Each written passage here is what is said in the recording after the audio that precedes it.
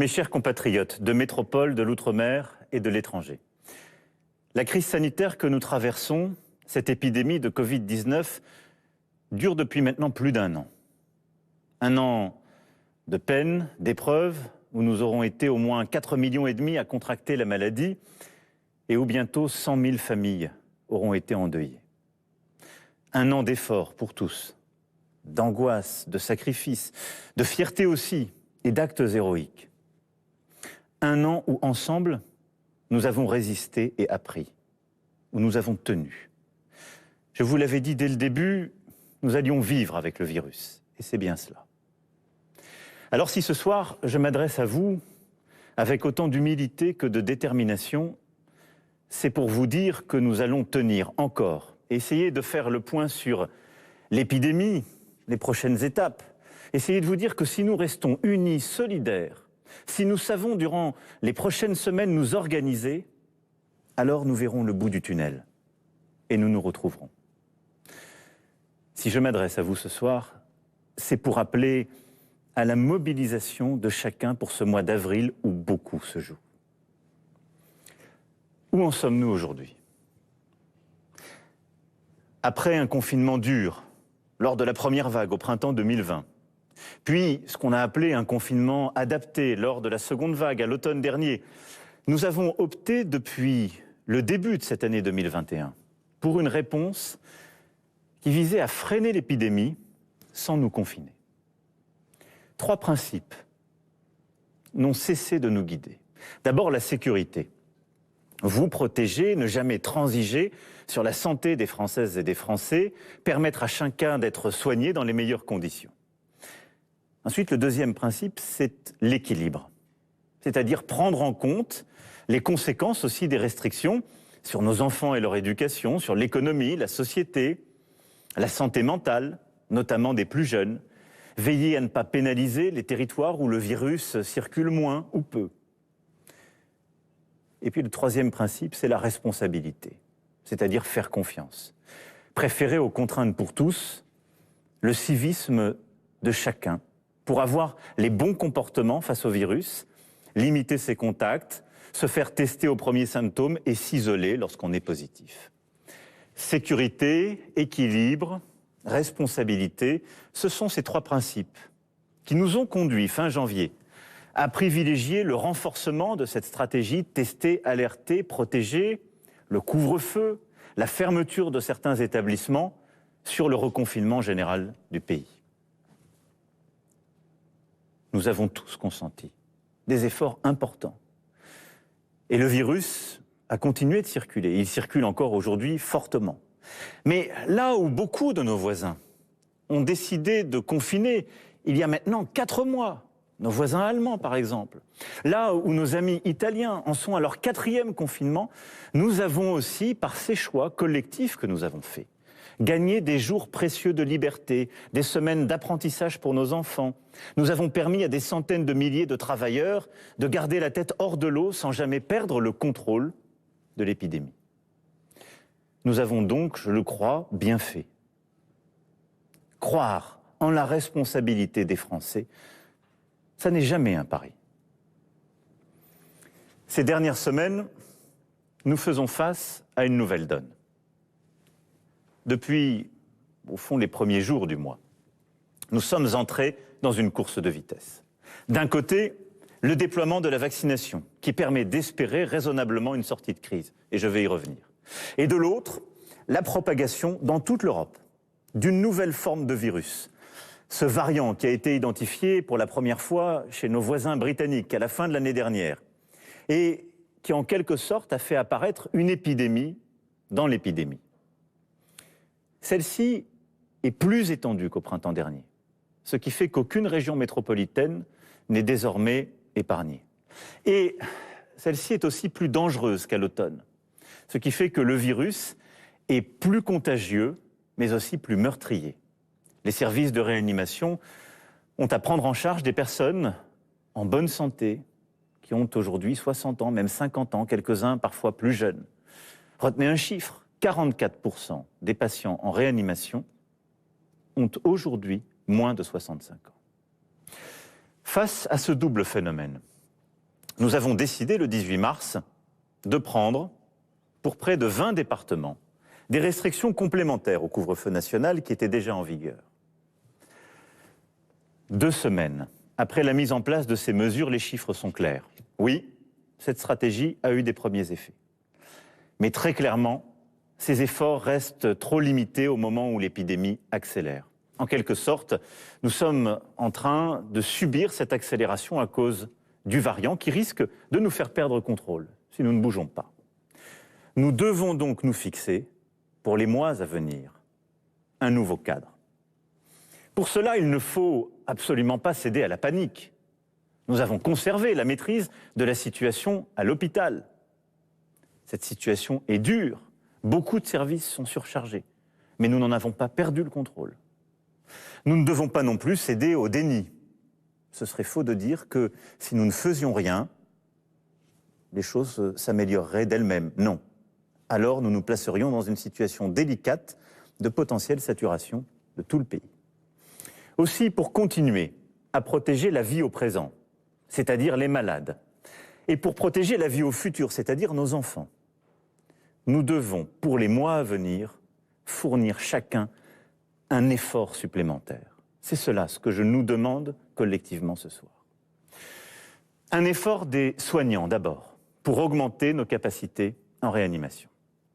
Je veux ce soir saluer à nouveau, en votre nom à tous, l'action remarquable de nos soignants, et en particulier des équipes de réanimation et de soins critiques, qui, secteur public comme secteur privé, agissent main dans la main, mutualisent les équipes, innovent, non seulement pour soigner les 28 malades du Covid à l'hôpital, mais aussi pour transformer des salles d'opération en salles de réanimation, pour assurer une continuité de soins pour les patients atteints de maladies graves comme le cancer, pour tous les moyens d'urgence, faire en sorte que tous les reçoivent et que tous puissent avoir les soins dont ils ont besoin. En mars dernier, à cette heure-ci, nous les applaudissions. N'oublions pas que depuis 1 an, ils sont sur le pont, sans relâche. Pour augmenter encore le nombre de personnes pouvant être accueillies en réanimation sans trop déprogrammer, ils sont et seront appuyés dans les prochains jours par des renforts supplémentaires. Le nombre de lits en réanimation a déjà été porté à 7000. Et je veux ici remercier les étudiants en médecine, les retraités, le service de santé des armées, tous les volontaires de la réserve sanitaire. Tous sont mobilisés, seront mobilisés de manière accrue pour porter dans les prochains jours notre capacité à un peu plus de 10 000 lits, en particulier aussi avec l'ouverture de nouvelles capacités d'accueil dans certains hôpitaux parisiens. Deuxième effort, qui nous concerne tous, celui-ci. Les règles qui sont en vigueur dans les 19 départements en vigilance renforcée, ces règles seront étendues à tout le territoire métropolitain dès ce samedi soir et pour 4 semaines. Si nous faisons ce choix qui ne concerne pas nos territoires d'outre-mer, ce territoire où le virus circule moins, et territoires qui d'ailleurs pour certains ont fait de très gros efforts il y a plusieurs semaines pour ralentir aussi le virus de leur côté. Si nous faisons ce choix de toucher tout le territoire métropolitain, c'est parce que plus aucune région métropolitaine n'est aujourd'hui épargnée. Partout, le virus circule vite, de plus en plus vite, et partout, les hospitalisations augmentent. Et donc, chacun doit veiller, non pas à s'enfermer, mais à limiter au maximum les contacts, les rencontres, les moments de proximité avec d'autres personnes.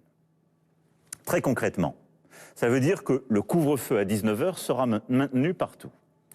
Le télétravail, qui est sans doute la mesure la plus efficace, le télétravail sera systématisé.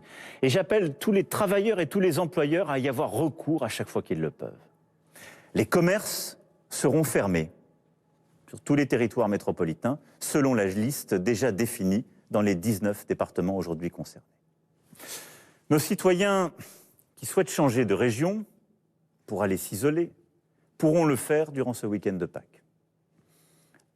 Les Françaises et les Français de l'étranger qui veulent rentrer en France pourront aussi le faire à tout moment.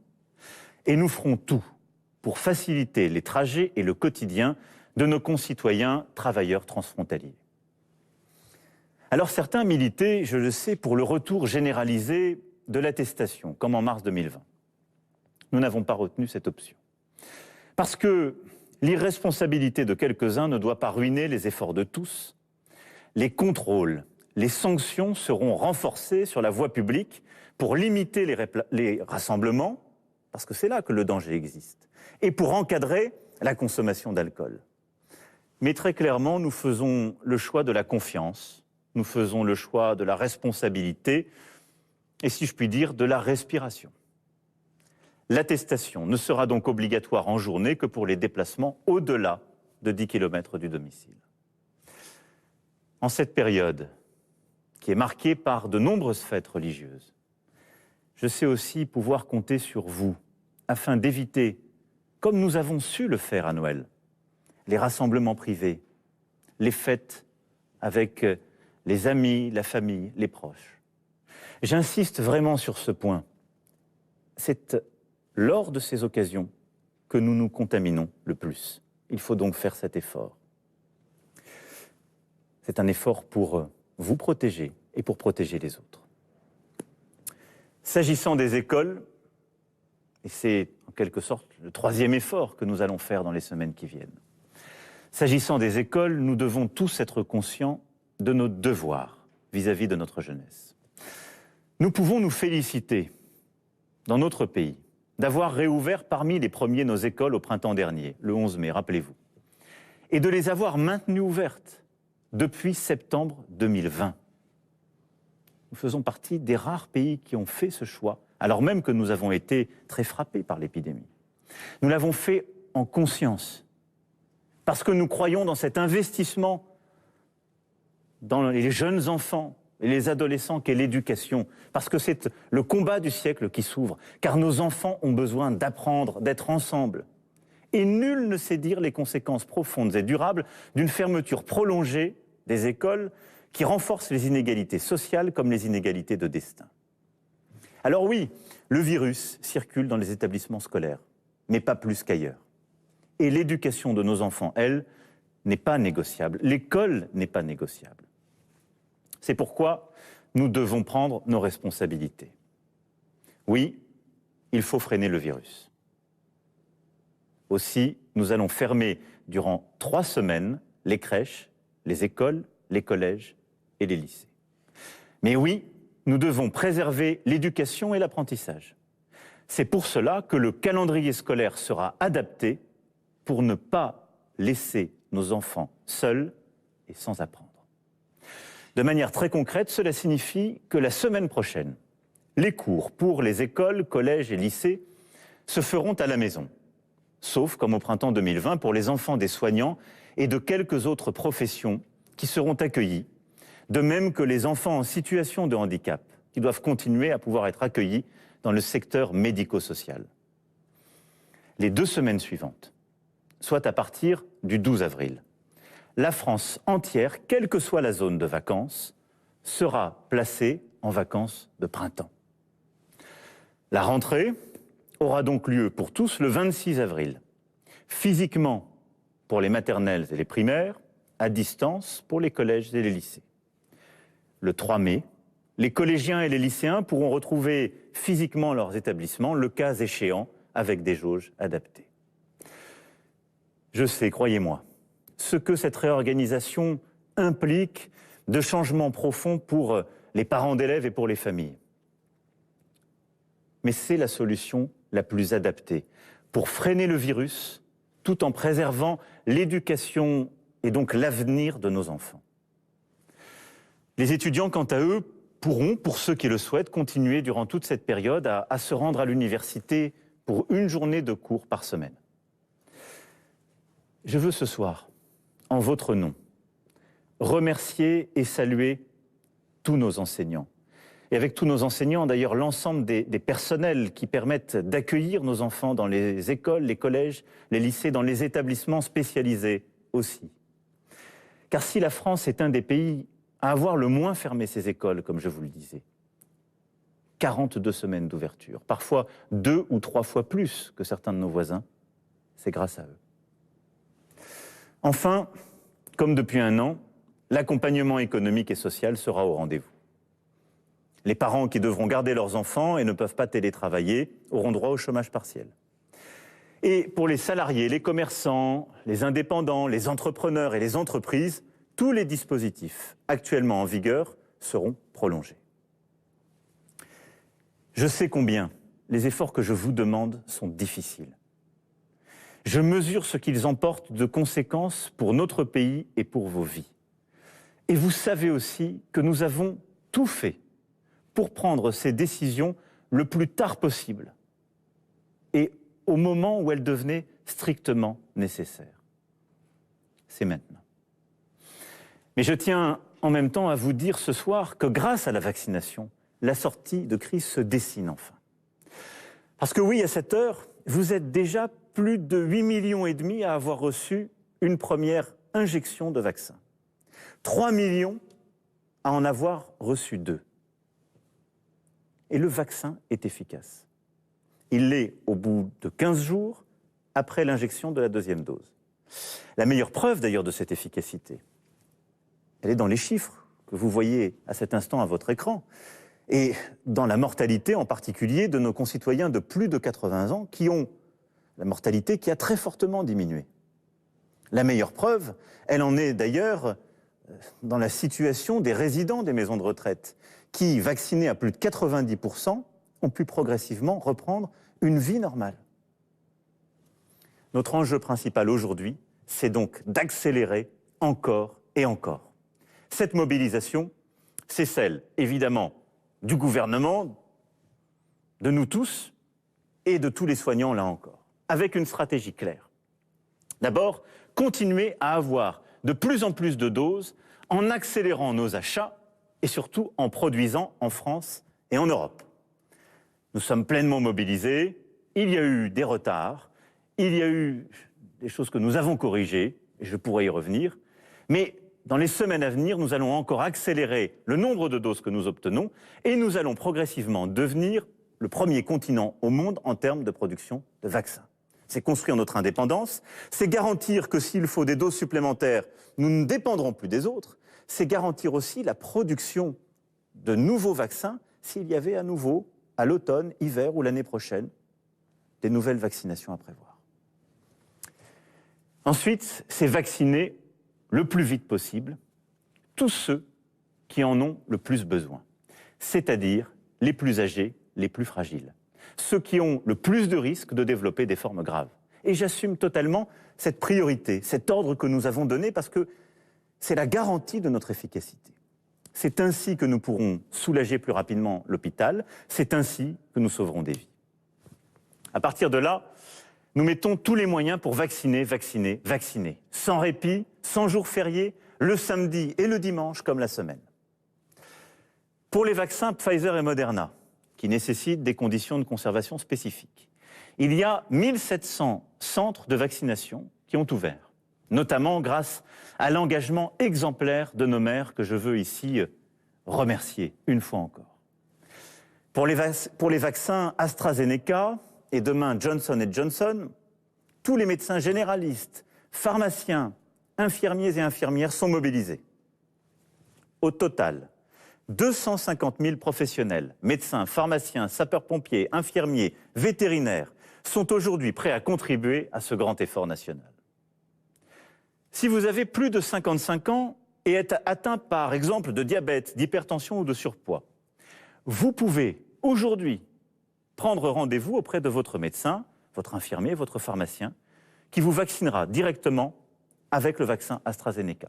Cela a commencé depuis la semaine dernière et nous allons accélérer à mesure que les doses seront livrées. Les 1700 centres ouverts sont à disposition pour eux vacciner avec les vaccins Pfizer et Moderna et aujourd'hui vacciner donc tous nos concitoyens qui ont plus de 70 ans. Les vaccinations sont en cours et elles accélèrent partout. Je sais que beaucoup de nos aînés ont essayé de prendre rendez-vous pour se faire vacciner ces dernières semaines. Trop souvent sans succès, et j'en suis profondément désolé. Ce n'est pas acceptable. C'est pourquoi j'ai demandé à l'assurance maladie de mobiliser des équipes pour y remédier. depuis quelques jours. Si vous avez plus de 75 ans, vous avez peut-être déjà reçu des appels, car l'ensemble des plus de 75 ans qui n'ont pas réussi à obtenir un rendez-vous seront appelés par nos services pour pouvoir le leur fixer. Et en parallèle, un numéro spécial sera mis à disposition pour prendre un rendez-vous. À partir du 16 avril, les premiers rendez-vous seront accordés aux personnes qui ont entre 60 et 70 ans. À partir du 15 mai, les premiers rendez-vous seront ouverts pour nos concitoyens qui ont entre 50 et 60 ans. Et à partir de la mi-juin, les rendez-vous seront ouverts à l'ensemble des Françaises et des Français de moins de 50 ans. Une stratégie de vaccination spécifique sera par ailleurs prévue pour toutes les professions les plus exposées, en particulier nos enseignants que j'évoquais tout à l'heure, mais aussi nos forces de l'ordre et plusieurs autres. Nous tiendrons l'objectif que je nous ai fixé, à savoir que d'ici à la fin de l'été, tous les Français de plus de 18 ans qui le souhaitent pourront être vaccinés. Parce que c'est la clé pour renouer avec la vie, la clé pour rouvrir notre pays. Mes chers compatriotes, les efforts d'avril d'une part et le déploiement de la vaccination d'autre part, c'est cette tenaille qui va nous permettre de contenir progressivement ce nouveau virus. Cette tenaille qui va nous permettre, à partir de la mi-mai, de commencer à rouvrir progressivement le pays, à retrouver cette culture qui nous a tant manqué, à retrouver les lieux de rencontre, les commerces, à retrouver cet art de vivre à la française que sont les restaurants, les cafés que nous aimons tant. Je reviendrai vers vous prochainement pour préciser un agenda de réouverture et pour que chacun puisse aussi se projeter avec plus de visibilité dans les mois qui viennent. Dès la mi-mai, nous recommencerons à ouvrir avec des règles strictes certains lieux de culture. Nous autoriserons sous condition l'ouverture de terrasses et nous allons bâtir entre la mi-mai et le début de l'été un calendrier de réouverture progressive pour la culture, le sport, le loisir, l'événementiel, nos cafés et restaurants. Mais d'ici là, je sais pouvoir compter sur vous. Mes chers compatriotes, je sais qu'il y a beaucoup de lassitude, de fatigue. Je sais qu'il y a aussi parfois de l'énervement, de l'emportement, et c'est bien normal. Je sais qu'à chaque étape de cette épidémie, nous pourrions nous dire que nous aurions pu faire mieux et que nous avons commis des erreurs. Tout cela est vrai. Mais je sais une chose, nous avons tenu, nous avons appris et nous nous sommes à chaque fois améliorés. Alors oui, aujourd'hui, pour le mois qui vient, il nous faut nous mobiliser. Nous mobiliser pour nos aînés et les plus fragiles. Et nous mobiliser pour nos enfants, pour les protéger et leur permettre de continuer à apprendre et leur préparer le pays, le continent, le monde auquel ils ont droit. Nous mobiliser parce que le succès de ce mois d'avril et de cette stratégie dépend de chacun d'entre nous, de notre esprit de responsabilité. C'est ainsi que nous pourrons rebâtir ce chemin d'espoir, celui qui nous permettra de retrouver progressivement une vie normale, celui qui nous permettra aussi de tirer ensemble toutes les leçons de cette épreuve. Mais nous tiendrons, unis et déterminés. Vive la République et vive la France.